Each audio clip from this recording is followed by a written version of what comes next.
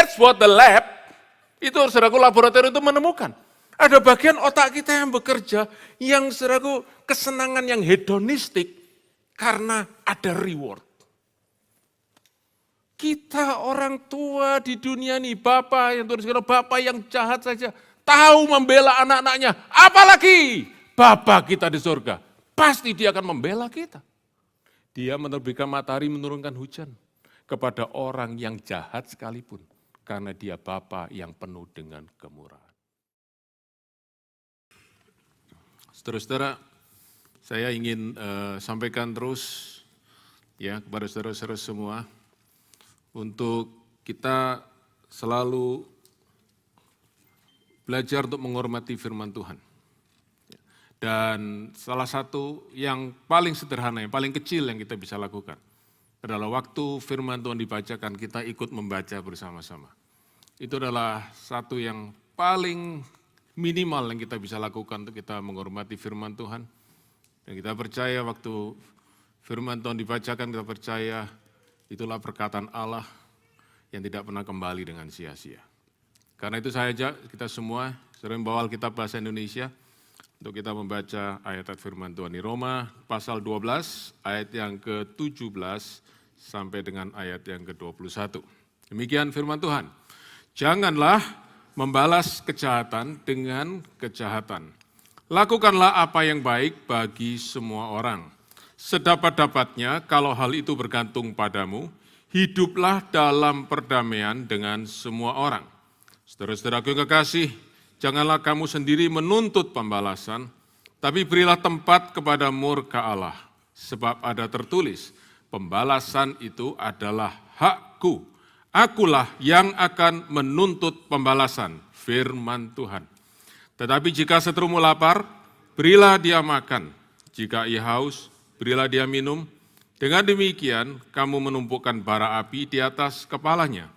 Janganlah kamu kalah atau dikalahkan oleh kejahatan, tetapi kalahkanlah kejahatan dengan kebaikan.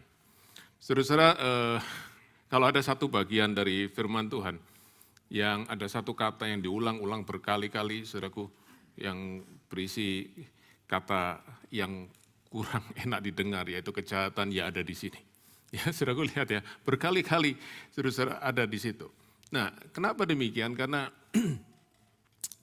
Paulus menulis surat Roma ini kepada gereja di Roma, anak-anak Tuhan, orang-orang Kristen di Roma, di mana mereka hidup di dalam lingkungan yang hostile, bahasa Inggrisnya, terhadap mereka. Lingkungan yang keras terhadap mereka.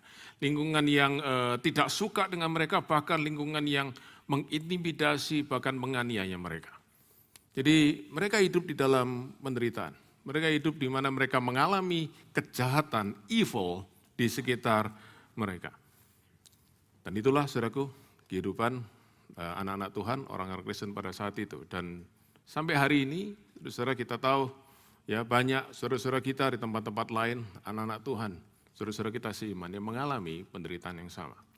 Tetapi saudara-saudara, evil atau kejahatan itu juga adalah sesuatu yang kita mesti tahu, adalah bagian daripada dunia yang ada saat ini. Ya, kalau dalam istilah teologi sering dipakai istilah the fallen world, dunia yang sudah jatuh dalam dosa, kejahatan ada di mana-mana. Saudara-saudara, kapan saudara membuka televisi atau membaca koran, satu hari saja yang tidak ada berita tentang crime, tentang kejahatan. Setiap hari ada. Saudara-saudara ya, setiap hari kita melihat ada saudara kejahatan dalam bentuk penipuan, ya, kejahatan di dalam bentuk penyerangan, pemukulan, penyiksaan, pencurian, perampokan, pembunuhan, bahkan kejahatan yang bersifat massal, saudaraku, terorisme, setiap hari. Hampir setiap hari selalu, saudaraku, dalam berbagai bentuk kita melihat itu. Dan itulah dunia di mana kita hidup. Dan saudara-saudara, kejahatan itu bisa menimpa siapa saja, termasuk kita, orang-orang Kristen, anak-anak Tuhan. Dan disinilah, saudaraku, Tuhan memberi pesan kepada kita semua, dan saya ingin kita semua perhatikan sungguh-sungguh, sebab setiap kita pasti akan pernah mengalami di dalam bentuk yang berbeda, di dalam derajat yang berbeda, tapi kita akan pernah mengalami namanya evil, kejahatan. Dan firman Tuhan berkata kepada kita semua, pesan dari firman Tuhan kita baca di ayat terakhir dari ayat 21, perintah daripada Tuhan. Ini kalimat perintah, saudaraku ya. Do not, kalimat perintah. Jangan kamu dikalahkan oleh kejahatan. Itu perintah pertama. Perintah kedua, tapi kalahkanlah kejahatan dengan kebaikan. Nah, saudara-saudara, kata mengalahkan, ya, dikalahkan dan mengalahkan, bahasa Inggris pakai kata overcome, yang kita sudah beberapa minggu ini, saudaraku, terus dengar terus. Sebab tahun ini, saudaraku, kita ngambil tema tahun bangkit menjadi pemenang. Kata overcome itu, saudaraku, dari kata nikau atau nikau, saudaraku, yang artinya mengalahkan, menundukkan, saudaraku ya, bicara tentang peperangan yang dimenangkan. Karena itu kita semua tahu, saudaraku, di dalam kehidupan kita selalu menghadapi peperangan. Kita menghadapi peperangan bukan hanya, saudaraku, yang kita sering sebut peperangan rohani, tetapi juga peperangan melawan namanya kejahatan.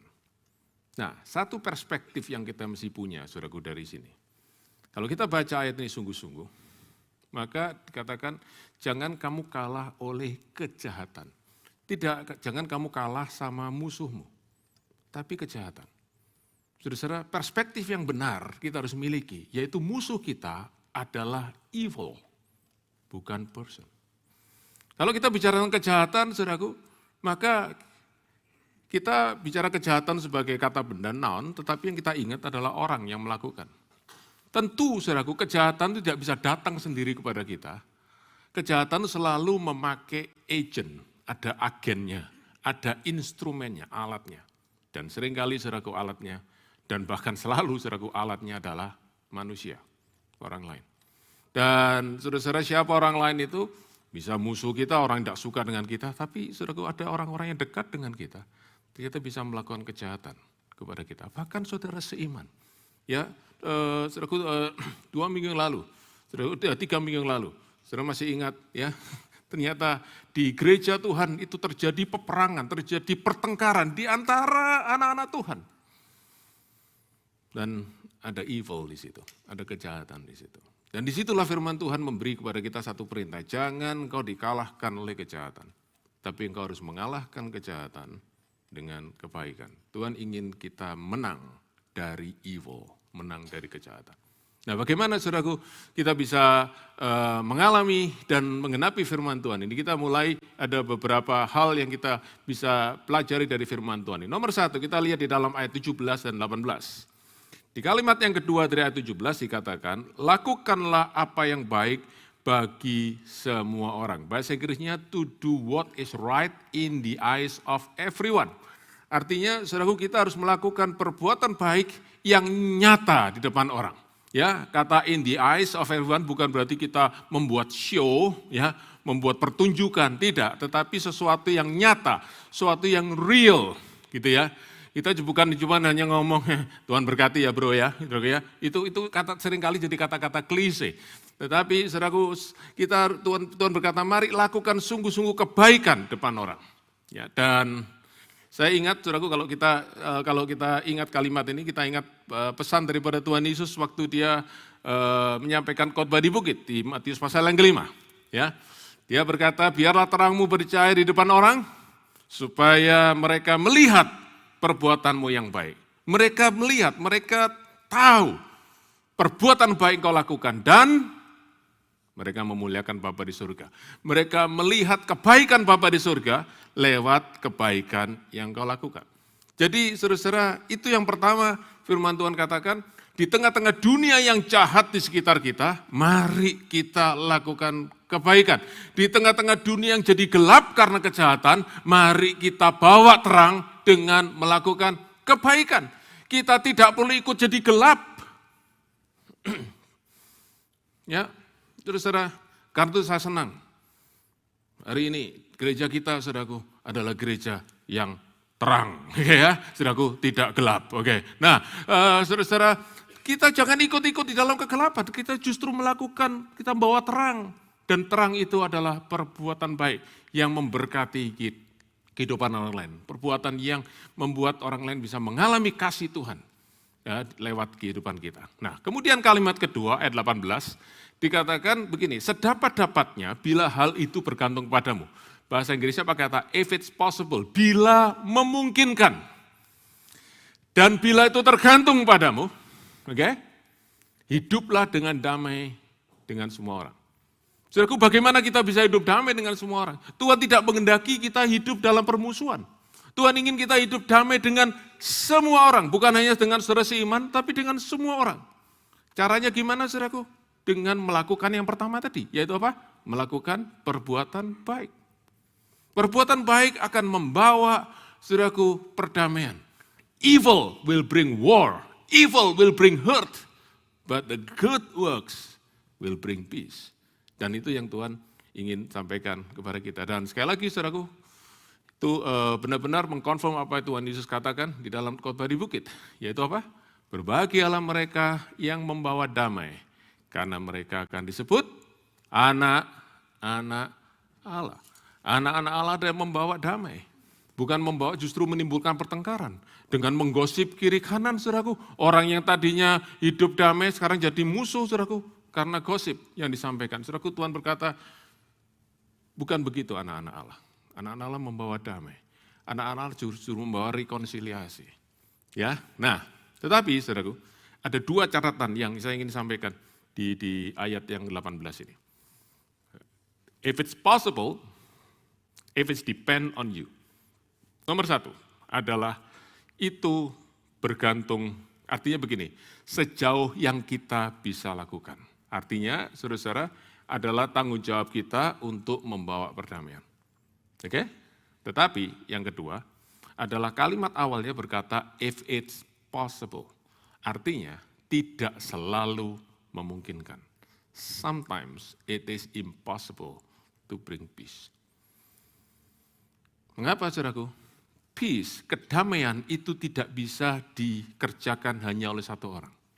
Kedamaian adalah, saudaraku, dikerjakan memerlukan partisipasi dari banyak orang yang bersama-sama sehingga kedamaian terjadi. Tidak bisa hanya satu orang, yang lain melakukan kejahatan, tidak akan ada kedamaian. Karena itu, saudaraku, di dalam firman Tuhan itu mengandung harapan bahwa waktu kita berbuat baik kepada orang lain, waktu kita menyatakan kebaikan Tuhan kepada orang lain, maka orang akan merespon yang sama dan kita bisa hidup berdampingan di dalam damai. Tapi yang kedua adalah, tetapi saudaraku, tidak selalu terjadi demikian. Tidak selalu orang merespon yang baik kepada kebaikan yang kita lakukan. Dan saudara-saudara, di dalam kita mengusahakan perdamaian, kita tidak boleh mengkompromikan kebenaran. Hanya demi perdamaian, saudaraku, kita melanggar kebenaran firman Tuhan. Kita mengabaikan kebenaran firman Tuhan. Lalu kita mengikuti, saudaraku, pendapat dunia ini hanya karena kita ingin perdamaian. Tidak bisa demikian. Kebenaran firman Tuhan lebih daripada itu. Ya, Tuhan Yesus sendiri berkata, aku datang bukan bawa damai, tapi bawa pedang. Kenapa, saudaraku? Karena sometimes truth divides.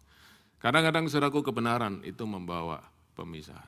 Tetapi, saudaraku, dalam itu semua, Tuhan tetap berpesan kepada kita. Di tengah-tengah dunia yang gelap karena kejahatan ini, biarlah engkau melakukan kebaikan yang pada akhirnya bisa membawa kepada perdamaian. Saudara ingin hidup berdamai dengan semua orang? Tentu ingin, ya.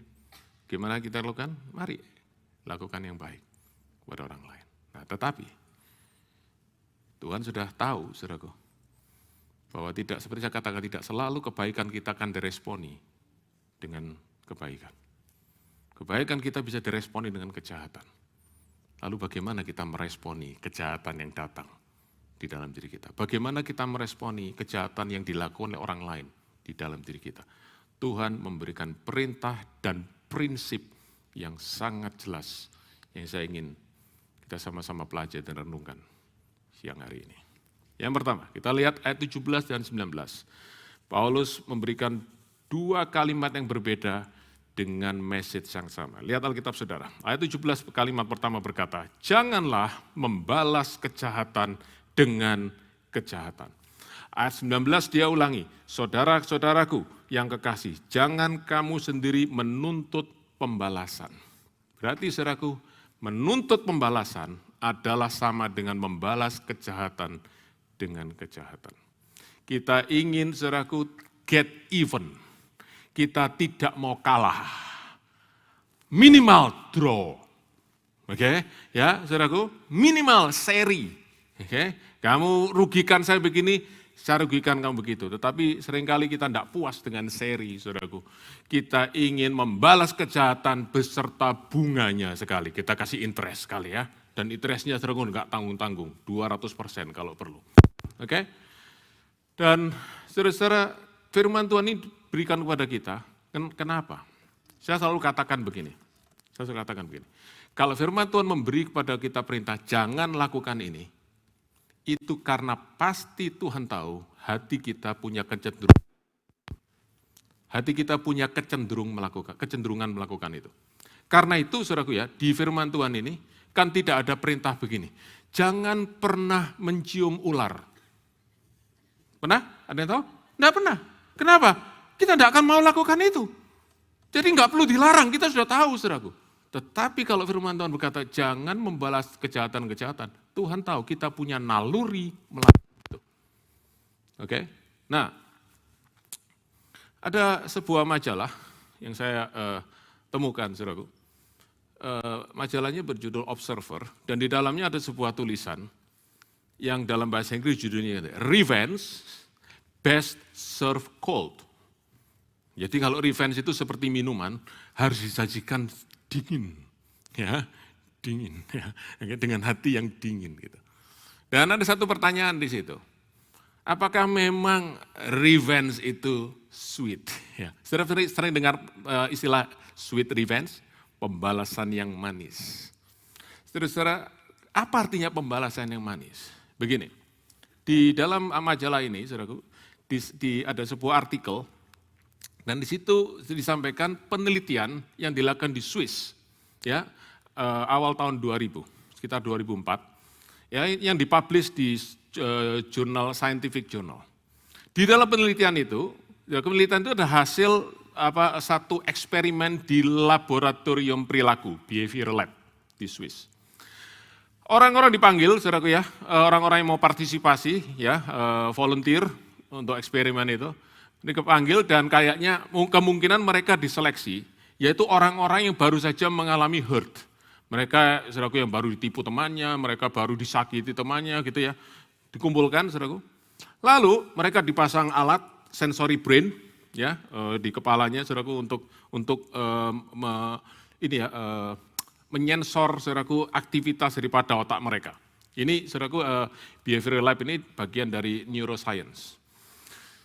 Lalu mereka dikasih waktu 1 menit untuk mereka itu membayangkan apa yang mereka ingin lakukan kalau mereka bisa lakukan kepada orang yang menyakiti mereka.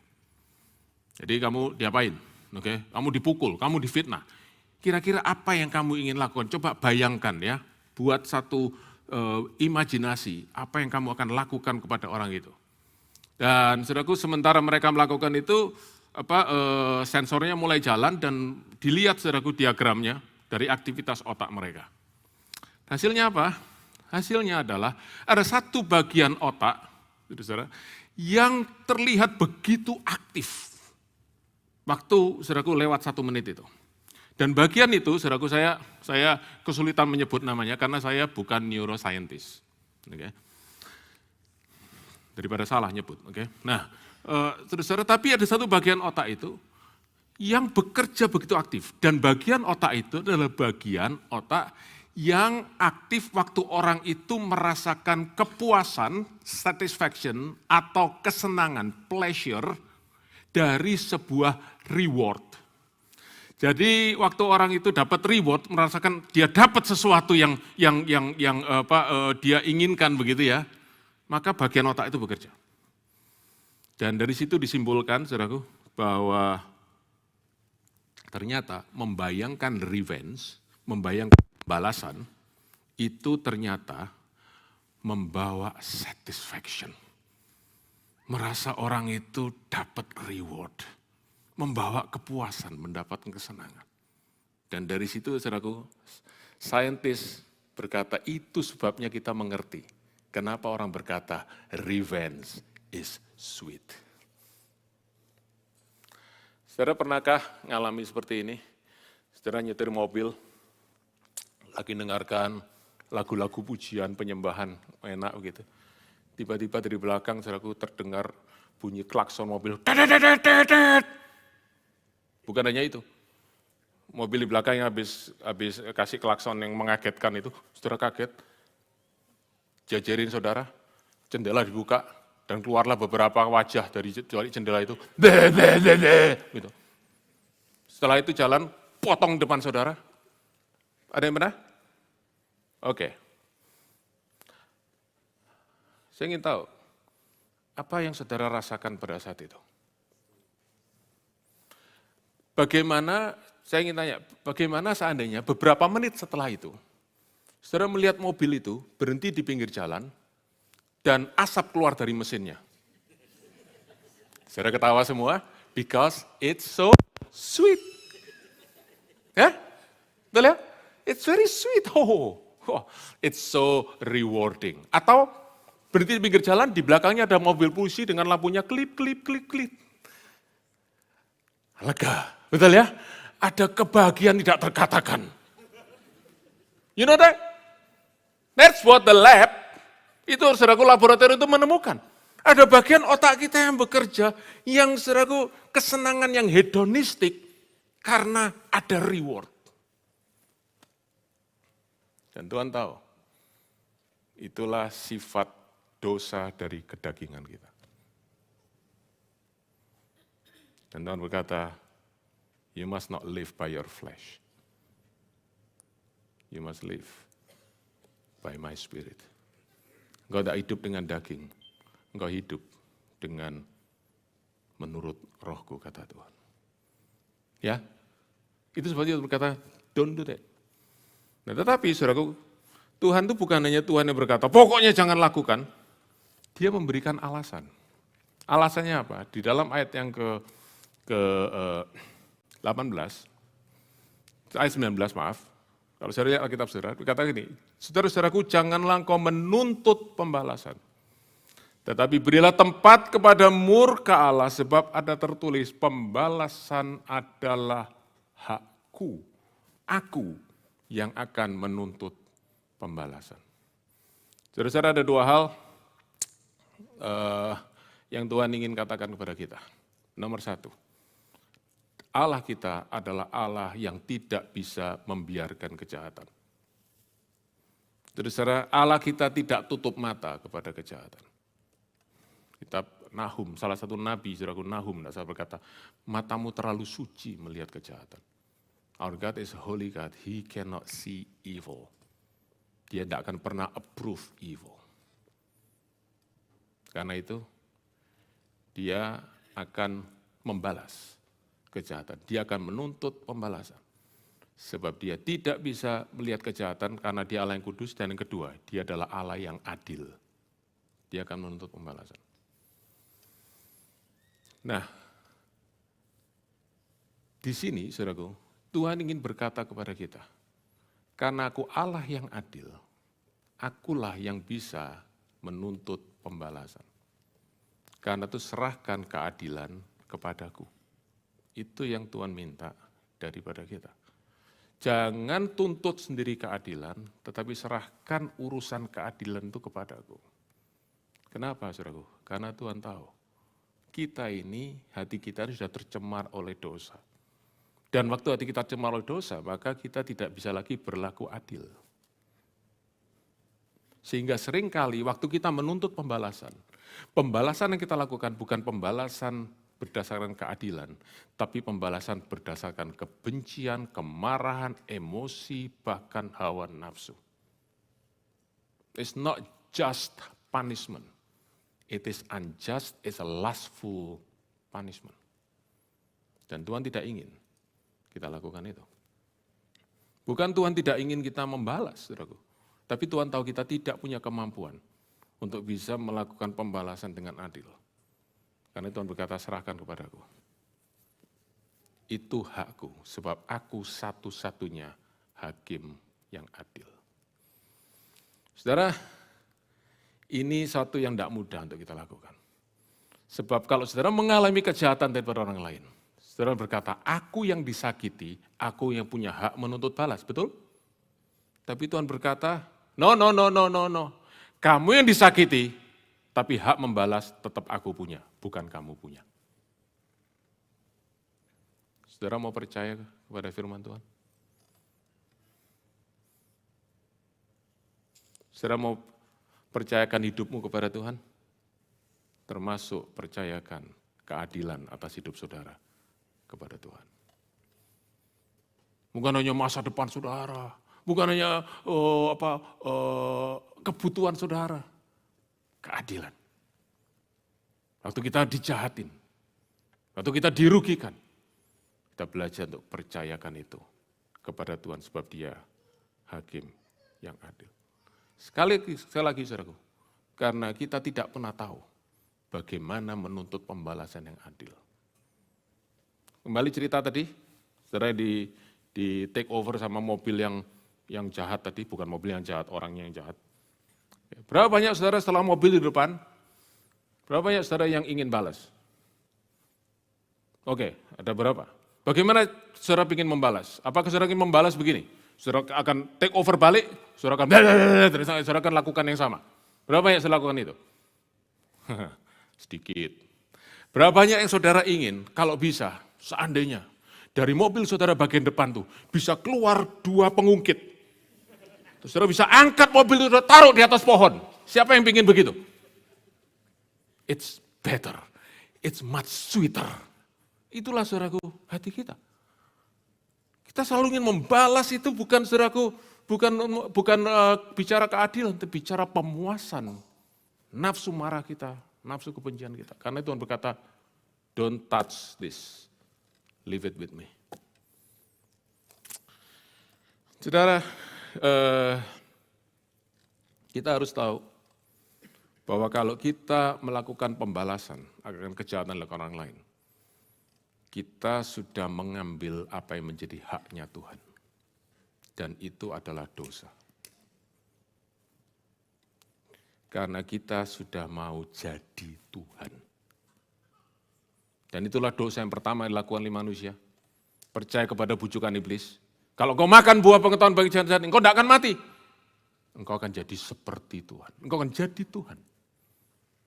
Dan waktu kita melakukan pembalasan, kita mengangkat diri kita menjadi Tuhan. Saudara ingat cerita Yusuf, anak daripada Yakub. Kalimat Yusuf paling terkenal, saudaraku, di Kejadian pasal 50 ayat 20. Memang kau mereka-rekakan yang jahat, tapi Allah sudah mereka-rekakan yang baik. Saudara semua tahu ayat itu kan ya? Oke? Tetapi saudaraku, sebelum kalimat itu ada satu kalimat yang penting yang Yusuf juga katakan yang kita semua harus tahu. Waktu saudara-saudaranya datang dan minta ampun, sujud di depan dia minta ampun. Kalimat pertama Yusuf yang katakan adalah begini, jangan takut, apakah aku ini pengganti Allah? Artinya ini Yusuf berkata, aku tidak mau ambil tempat Allah untuk menghakimi dan menghukum kamu. Kamu sudah berdosa, kamu sudah jahat terhadap aku. Kamu mau bunuh aku, jual aku jadi budak. Engkau lakukan yang the worst yang engkau lakukan. Tapi aku tidak mau balas kepada kamu sebab aku tidak mau ambil tempat Tuhan. Pembalasan adalah hak Tuhan. Saudara-saudara, kalau saudara hari ini berkata, aku sudah disakiti, aku punya hak untuk membalas, mari kita bertobat. Kita tidak punya hak untuk membalas. Pembalasan adalah hak Tuhan. Dan itu Yusuf katakan, saudaraku kepada saudara-saudaranya. Dan saudara-saudara, apa yang Rasul Petrus katakan tentang Tuhan Yesus? Sama, mari kita baca. Di dalam 1 Petrus, pasal yang kedua, ayat yang ke-23. Mari kita baca, 1 Petrus, pasal yang kedua, ayat 23. Mari kita baca. Ketika ia dicaci maki, siapa ia itu? Tuhan Yesus. Ketika Tuhan Yesus dicaci maki, ia tidak membalas dengan mencaci maki. Ketika ia menderita, ia tidak balas dengan mengancam. Tetapi apa? Ia menyerahkannya kepada Dia. Dia itu siapa? Bapa di surga. Yang menghakimi dengan adil. Dan itu Tuhan Yesus lakukan. Di dalam keadaan sebagai manusia. Dia dihina, saudaraku, ini. Jadi cerita ini bukan hanya waktu dia di atas kayu salib. Tapi waktu dia sepanjang pelayanannya, saudaraku, orang menghina dia. Orang Yahudi menghina dia. Orang Farisi menghina dia. Ahli Taurat menghina dia. Dan puncaknya tentu waktu dia tergantung di atas kayu salib. Orang menghujat dia. Dia tidak membalas. Dia menyerahkan kepada Tuhan, kepada Allah, Bapanya, Hakim yang adil. Dan Tuhan ingin, saudara dan saya, lakukan yang sama. Kata menyerahkan, bahasa Inggrisnya pakai kata entrust. Dari kata entrust itu ada kata trust. Saudara-saudara, Allah ingin kita mempercayakan keadilan kepada Tuhan. Dan saya ingin tegaskan sekali lagi, Allah kita adalah Allah yang adil. Kalau saudaraku Tuhan memberikan perintah kita seperti ini, bukan, berarti kan saudaraku, sama sekali tidak bahwa Dia ingin kita, bahwa Dia itu membiarkan kita jadi bulan-bulanan, jadi korban kejahatan. No way, no way. Saudara sini, saya lihat ada cukup banyak parents. Berapa banyak saudara, kalau lihat anak saudara dibully sama anak lain atau dibully sama orang lain, saudara cuma nonton, saya biarkan dia belajar menderita. Ada yang begitu? Ada? No way. Saudara datang berkata, don't touch my son, don't touch my daughter, don't touch my children. Wah, saudaraku, yang mau kaya, langkai mayatku dulu. Oke, saudaraku, yang galak begitu ya, saudaraku. Kita orang tua di dunia nih, bapak yang Tuhan sekalian, bapak yang jahat saja, tahu membela anak-anaknya, apalagi Bapak kita di surga, pasti Dia akan membela kita. Jadi ini perintah bukan berarti, oh sudahlah kamu jadi korban gak apa-apa ya. No. Dia akan bela kita, Dia akan tegakkan keadilan. Tetapi di dalam hikmat daripada Allah, Dia justru bisa memakai kejahatan dilakukan orang lain untuk mendatangkan kebaikan buat saudara dan saya di dalam rencana Tuhan yang indah. Dan itulah sebabnya Yusuf tahu, ketika dia menolak mengambil hak Tuhan melakukan pembalasan, dia melihat Tuhan bekerja mendatangkan kebaikan. Haleluya. Jadi, saudara-saudara, nomor 1, serahkan keadilan kepada Tuhan. Leave the justice in God's hands.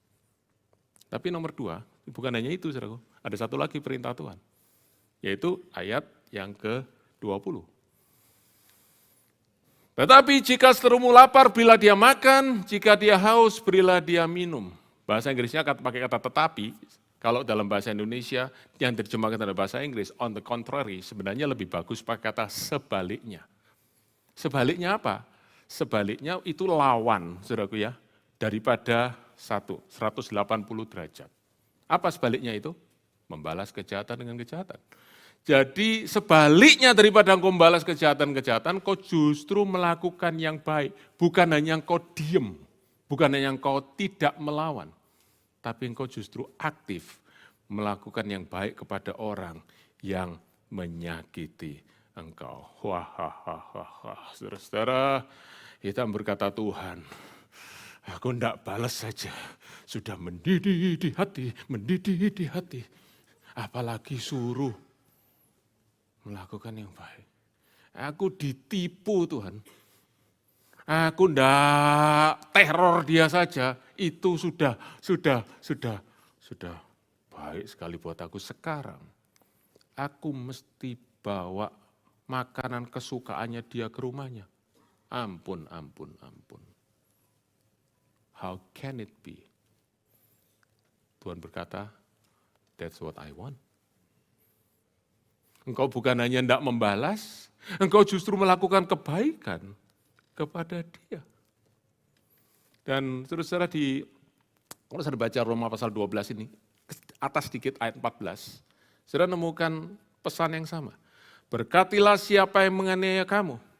Berkatilah dan jangan mengutuk. Berkati, lawannya apa? Mengutuk. Berkati dan jangan mengutuk. Saudara tentu ingat, Tuhan Yesus dikhotbah di bukit. Mari kita baca ya, di Matius pasal 5. Saudara, kita tentu ingat perkataan Tuhan Yesus. Di Matius pasal 5 ayat yang ke-38 sampai ayat yang ke-47. Oke, kita tidak akan baca semua, saya akan baca beberapa ayat, saudara ikuti ya. Matius pasal 5 ayat 38 sampai 47. Ayat 38. Kamu telah mendengar firman, di perkataan Tuhan Yesus. Mata ganti mata dan gigi ganti gigi. Tetapi aku berkata kepadamu, janganlah kamu melawan orang yang berbuat jahat kepadamu. Melainkan siapa yang menampar pipi kananmu, berilah juga pipi kirimu. Ayat 44, kita lanjutkan. Aku berkata kepadamu, kasihilah musuhmu dan apa? Berdoalah bagi mereka yang menganiaya kamu. Karena dengan demikianlah kamu menjadi anak-anak Bapamu yang di surga, yang menerbitkan matahari bagi orang jahat dan bagi orang baik, dan menurunkan hujan bagi orang yang benar dan yang tidak benar. Ayat 46. Apabila kamu mengasihi orang yang mengasihi kamu, apakah upahmu? What is special about it? Okay? Karena pemungut cukai juga berbuat demikian. Dan apabila kamu hanya memberi salam kepada saudara-saudaramu saja, artinya orang-orang yang baik kepadamu, apakah lebihnya daripada perbuatan orang lain? Orang yang tidak mengenal Allah, orang yang tidak percaya kepada Allah pun berbuat demikian. Terus saudara, Tuhan berkata, waktu engkau berbuat baik kepada musuhmu. Waktu tadi, mobil yang motong kita, teriak-teriak, ngebel kita, 3 dosa yang dia lakukan. Toh. Ngagetin kita dengan klakson, mengejek kita lewat jendela, dan motong di depan kita, 3 dosa. Aku detail sekali kalau kita dosa orang lain itu ya, saudara ya. Oke. Berapa banyak saudara yang kalau saudara mengalami itu, saudara bayangkan, saya akan berdoa Tuhan berkati mereka. Bawa mereka bertobat Tuhan. Engkau mengasihi mereka. Berapa kira-kira?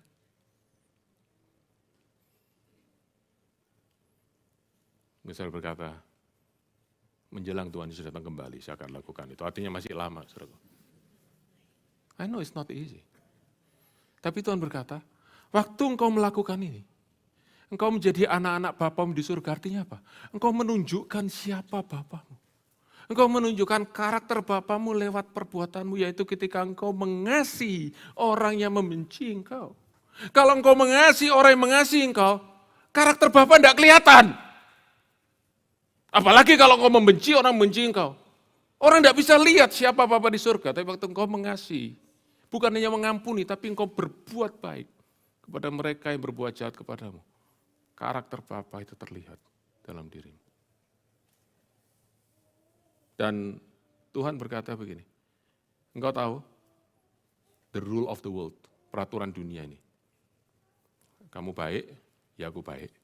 Kamu jahat, aku akan jahat, bahkan bisa lebih jahat. Tapi aku tidak ingin kau hidup dengan standar dunia ini, kata Tuhan. Aku ingin kau hidup dengan standar ilahi. Dan apa standar ilahi? Adalah mercy, kemurahan. Dan itulah Bapamu lakukan. Dia menerbitkan matahari, menurunkan hujan kepada orang yang jahat sekalipun. Karena dia Bapa yang penuh dengan kemurahan. Jadi saudaraku, ada 2 kata kunci waktu kita menghadapi evil di dalam kehidupan kita. Nomor 1, kita serahkan justice kepada Tuhan. Tetapi kita show mercy kepada orang yang berbuat jahat kepada kita. Justice and mercy. Itu saudaraku, yang pesan daripada firman Tuhan. Menghadapi dunia yang gelap yang penuh dengan kejahatan ini.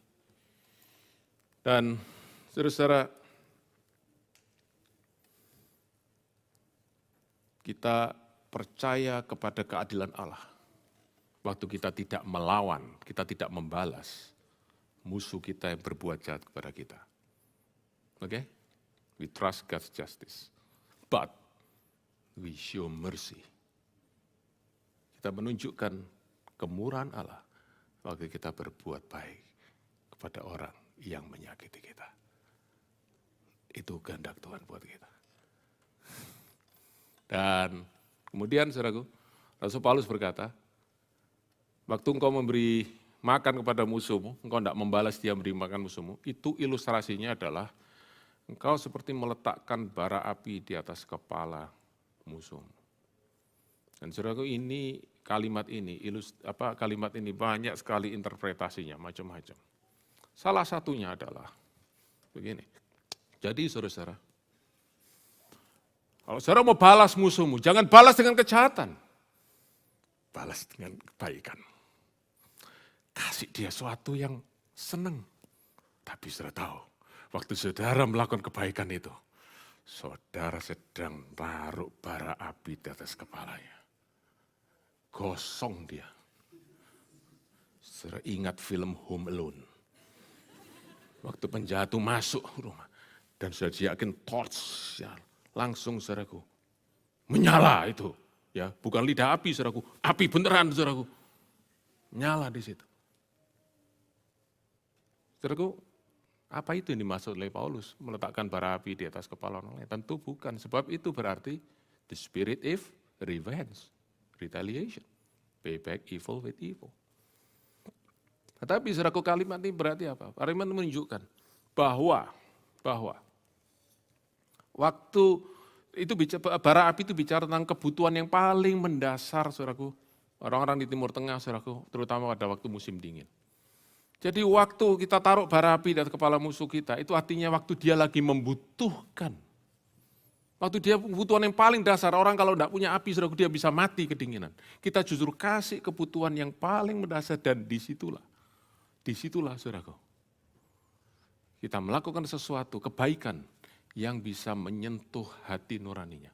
Dan membuat dia sadar akan dosanya. Dan membuat dia bertobat. Ya, itu saudaraku maksud kalimat ini.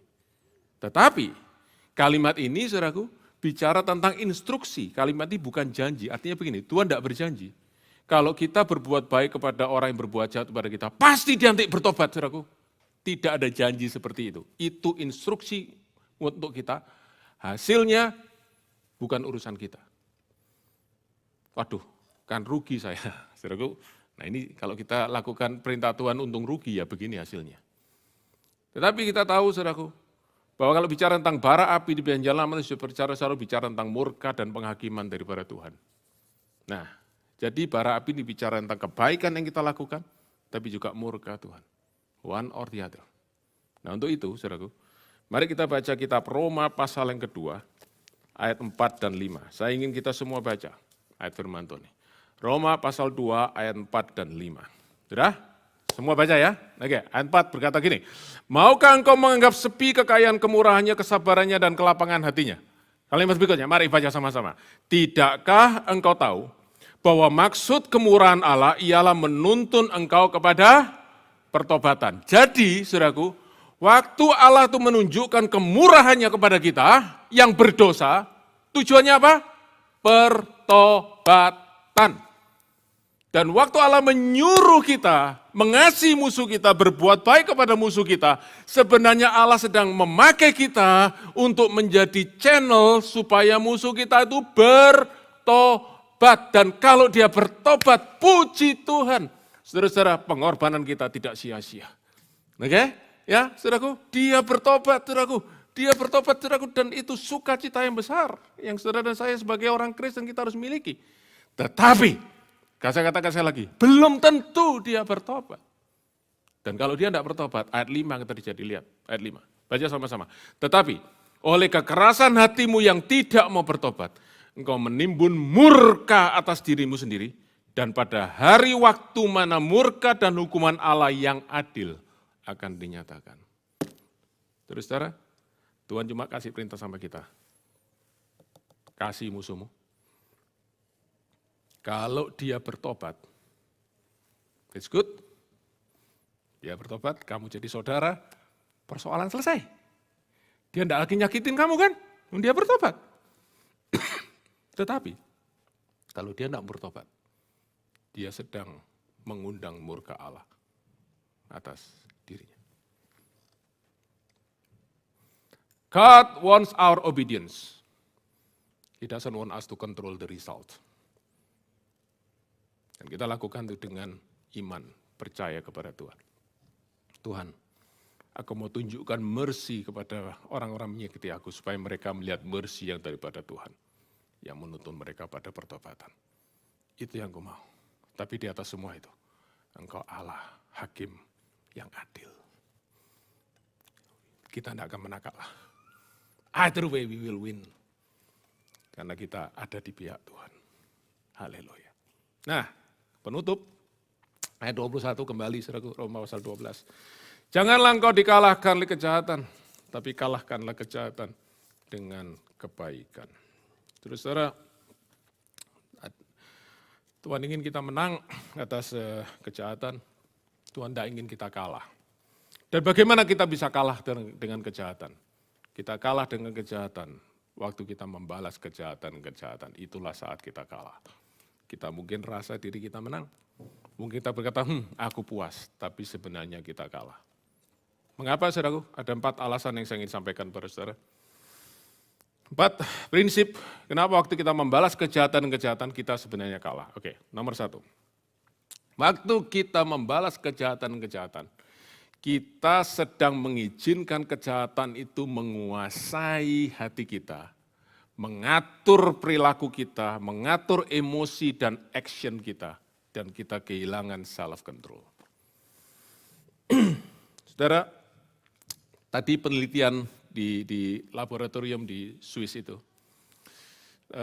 kemudian dilanjutkan saudara penelitian-penelitian yang lain, yang menunjukkan bahwa waktu orang itu membalas, sebenarnya dia itu sedang mengaktifkan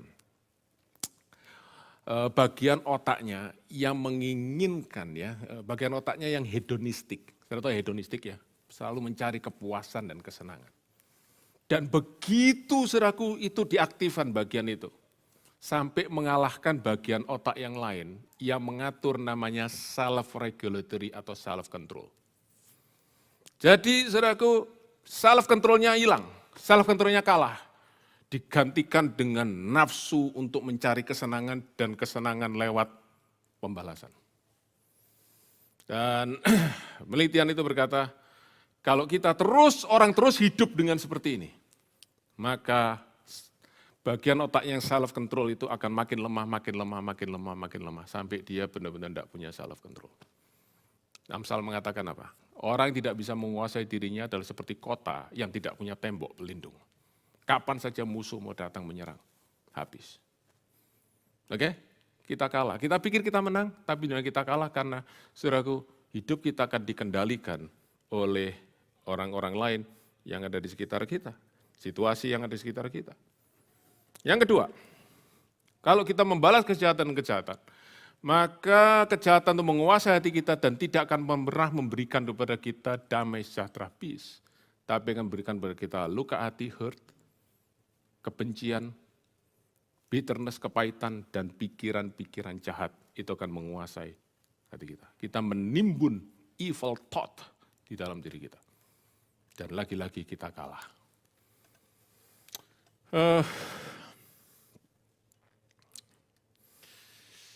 Artikel di majalah tadi berikan kalimat ini. Revenge is simply sugar coating. Saudara pernah tahu sugar coating ya? Obat, tablet, pahit sekali, tapi supaya bisa diminum, salut gula di luarnya. Tapi dalamnya pahit. Revenge seperti itu. Luarnya, saudaraku manis, tapi dalamnya, saudaraku, kita habis, kita membayar harga yang sangat mahal. Harga emosi, harga waktu kita, dan saudara ada yang pernah sehari tidak bisa kerja karena memikirkan pembalasan? Beberapa kepala tertunduk. Tidak bisa kerja. Harganya terlalu mahal. Ini saya baca saudaraku sebuah artikel dari judulnya Psychology of Revenge. Ya, saya tidak ada waktu baca semua, tapi sampaikan, saya cuma highlight saja bagian yang warna merah.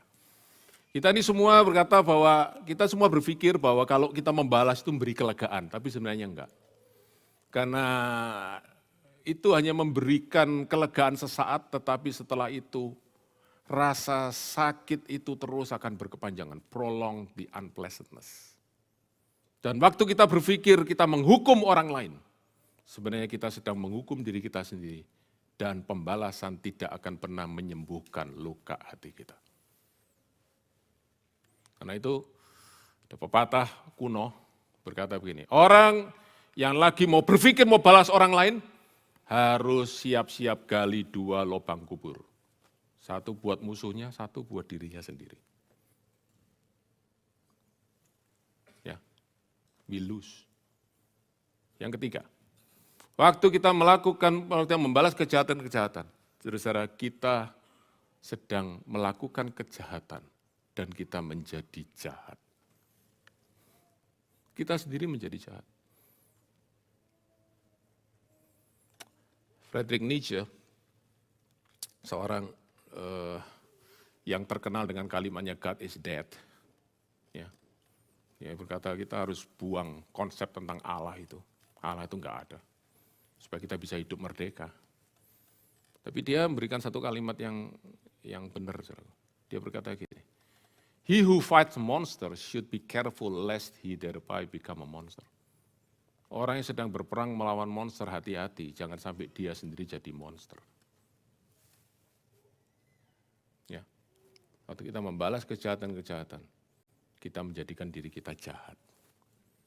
Kita kalah, kita tidak menang. Yang keempat, yang terakhir. Waktu kita membalas kejahatan-kejahatan, kita mempromosikan dan menyebarkan kejahatan. Dan bukannya damai. Dan kita menyerahkan diri kita menjadi agen dan instrumen kejahatan. Saudara, Roma pasal 6 ayat 13 berkata, kalau engkau sudah bangkit bersama Kristus, serahkanlah anggota tubuhmu sebagai senjata kebenaran, bukan senjata kelaliman. Tapi waktu kita membalas kejahatan-kejahatan, kita menyerahkan diri kita menjadi orang yang menjadi agen kejahatan. Karena itu Tuhan berkata, kamu harus putuskan rantai kejahatan ini. Dengan apa? Dengan kebaikan. Sebab kalau engkau membalas kejahatan, engkau memperpanjang rantai itu. Engkau membuat siklus kejahatan itu makin lama makin besar. Engkau siram bensin dalam api. Engkau harus siram air, dan air adalah kebaikan yang akan menghentikan kejahatan itu. Saudara, waktu kita membalas kejahatan dengan kebaikan, kita tidak membalas kejahatan-kejahatan, kita akan kelihatan lemah, kita akan kelihatan bodoh, dan kita kelihatan kalah di mata dunia ini. Tapi kita menang di mata Tuhan. Saudara ingin menang di mata siapa? Saya harap kita semua ingin menang di mata Tuhan. Dan bagaimana saudara kita bisa menang di mata Tuhan? Saya ingin sampaikan, saudaraku, bagian terakhir ini. Bagaimana kita bisa membalas kejahatan dengan kebaikan? Hanya kalau kita mengerti sungguh-sungguh namanya gospel, Injil. Sebab di dalam Injil itulah kita mengalami apa yang Allah lakukan dalam diri kita. Yaitu dia tidak membalas kejahatan kita dengan kejahatan. Tapi dia membalas kejahatan kita dengan kemurahan kasih karunia. Mari kita baca. Dalam Roma pasal 5 ayat 10. Roma pasal 5 ayat yang ke-10. Oke, mari kita baca ya. Sebab jikalau kita ketika kita masih seteru, diperdamaikan dengan Allah oleh kematian anaknya. Lebih-lebih kita yang sekarang telah diperdamaikan, pasti diselamatkan oleh hidupnya. Saudara perhatikan, Paulus berkata, dulu kita tuh musuh Allah. Waktu kita musuh Allah, kita berhak, saudaraku, menerima murka Allah. Sebab saudaraku, Allah berhak membalas setiap kejahatan kita. Tetapi apa yang lakukan? Allah mengampuni dosa kita. Dan Allah memberikan kepada kita kemurahan, bahkan pengampunan, bahkan keselamatan. Allah beri kepada kita mercy. Tetapi ingat, justice and mercy tidak bisa dipisahkan. Tapi Allah tidak memberi kepada kita justice, Allah memberi kepada kita mercy. Siapa yang menanggung justice itu? Tuhan Yesus di atas kayu salib. Waktu Tuhan Yesus mati di atas kayu salib, dia menanggung dosa dan hukuman yang harusnya saudara dan saya tanggung. Supaya apa? Supaya Allah tidak lagi perlu membalas kejahatan kita, tapi dia bisa memberikan kemurahan kasih karunia-Nya kepada kita. Yesus yang menanggung kejahatan kita dan keadilan Allah atas kejahatan. vengeance, pembalasan daripada Allah yang harusnya jatuh kepada kita. Jatuh kepada Yesus. Itu Yesaya pasal 53 berkata, ganjaran yang mendatangkan keselamatan ditimpakan kepada dia. Dia tertikam karena pemberontakan kita. Justice ditanggung oleh Tuhan Yesus. Keadilan tanggung Tuhan Yesus. Kasih karunia, kemurahan diberikan kepada saudara dan saya. Dan saudaraku, itulah Allah mengalahkan kejahatan dalam diri kita dengan kebaikan. Saya ingat satu orang namanya Rasul Paulus. Dia berkata, aku dulu seorang pembunuh, seorang yang garang. Tapi Allah mengubah hidupku, sekarang aku menjadi pembawa berita damai. Kejahatan dalam diriku dikalahkan oleh kebaikan, kasih karunia daripada Allah. Maka saudara juga mengalami yang sama. Supaya saudara juga bisa membalas orang lain. Tidak dengan justice and revenge, tapi dengan mercy. Saudara ingat, saudara tentu pernah dengar, saudara sering baca perkataan Tuhan Yesus di atas kayu salib, Bapa ampuni mereka. Saudara tahu, Tuhan Yesus hanya bisa mengucapkan kalimat ini waktu dia tergantung di atas kayu salib. Mengapa? Sebab Bapa hanya bisa mengampuni kita, memberikan kita mercy, karena keadilan sudah ditanggung oleh Tuhan Yesus di atas kayu salib. Saudara-saudara, kalau kita mengerti ini, kalau kita mengerti apa yang tidak seharusnya kita terima dari Tuhan, tapi kita terima, maka kita tidak akan pernah berkata, kamu tidak berhak terima kebaikanku, karena engkau jahat kepadaku. Kita akan berkata, aku yang jahat terima kebaikan dari Bapa. Kasih itu, yang sama aku bagikan orang lain. Mereka tidak berhak terima kebaikan, justru aku akan berikan kebaikan. Disitulah kita menang atas kejahatan. Bapa di surga, bersyukur untuk firman-Mu. Dan siang hari ini hamba berdoa, kalau ada di antara jemaat-Mu yang siang hari ini duduk mendengarkan, dan mereka tahu Engkau sedang berbicara kepada mereka, hamba berdoa firman-Mu ini Engkau bawa lebih dalam oleh kuasa Roh Kudus, dalam hati mereka. Supaya mereka bukan hanya mengerti, tapi hati mereka tergugah, hati mereka dijamah, hati mereka disembuhkan ketika mereka memandang salib Kristus. Dan mereka tahu apa yang Kau sudah lakukan buat kami. Engkau sudah membalas kejahatan kami dengan kemurahan, kekayaan, kasih karunia-Mu. Dan Tuhan, biar kami sungguh-sungguh mengerti dan mengalami itu sungguh-sungguh nyata di dalam hati kami. Dan kasih Kristus yang kami terima itulah yang akan membawa kami untuk bisa melakukan yang sama. Membalas orang-orang yang berbuat jahat kepada kami dengan kebaikan karena kasih Kristus yang menguasai hati kami. Terima kasih ya Bapa. Hidupkan terus firman-Mu dalam hati kami. Supaya orang-orang boleh melihat pribadi-Mu lewat kehidupan kami semua.